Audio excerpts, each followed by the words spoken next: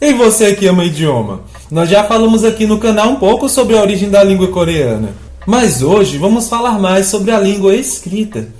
Bem, primeiro precisamos responder a duas perguntas. A língua falada na Coreia do Sul e na Coreia do Norte é a mesma?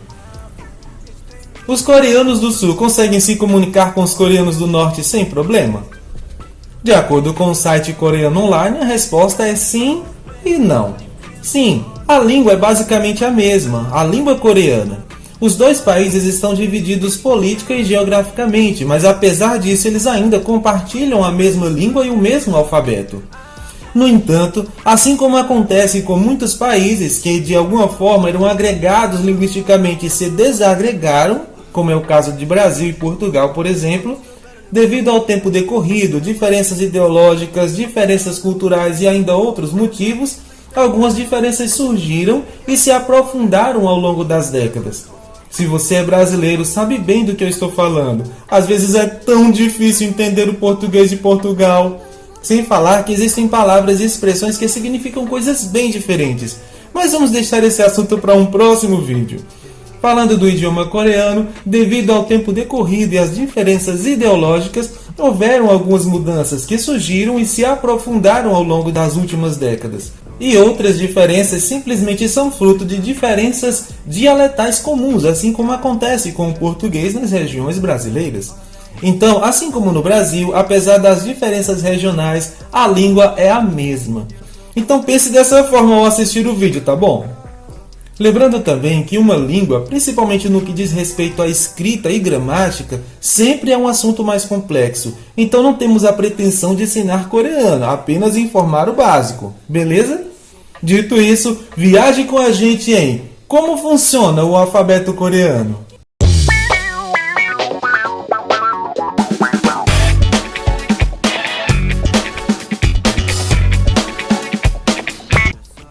Segundo estudiosos, a escrita coreana é a única no mundo que foi criada pela promulgação de um rei.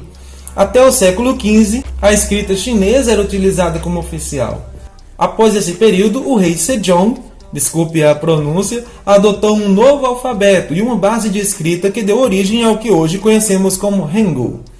Alguns que já aprenderam coreano dizem que o alfabeto coreano não é tão complicado quanto pode parecer à primeira vista em comparação com as outras línguas asiáticas, é claro. Ao que parece, o japonês e o mandarim são um pouco mais difíceis, pois o Hangul consiste em apenas 24 letras, 14 consoantes e 10 vogais. E ainda, em alguns casos, elas combinam certas letras em uma. Essas são consoantes duplas e vogais mistas que você encontrará quando começar a ler mais palavras.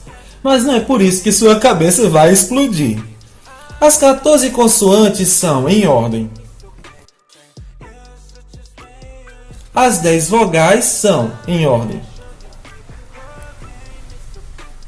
Além das 14 consoantes simples e 10 vogais simples, o alfabeto coreano tem 5 consoantes duplas, 11 vogais compostas secundárias e 11 vogais compostas.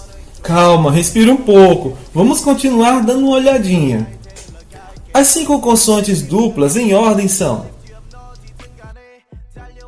as consoantes duplas são. Portanto, a pronúncia ou o som delas é muito parecida com a consoante simples. Já as 11 vogais compostas são em ordem. Para entender melhor, veja esse quadro. As 11 consoantes compostas são. Dizem que as pronúncias de algumas consoantes coreanas são parecidas com alguns sons do português. Bom, vamos ver só as 3 primeiras. Tiao, Dirn, Ticker.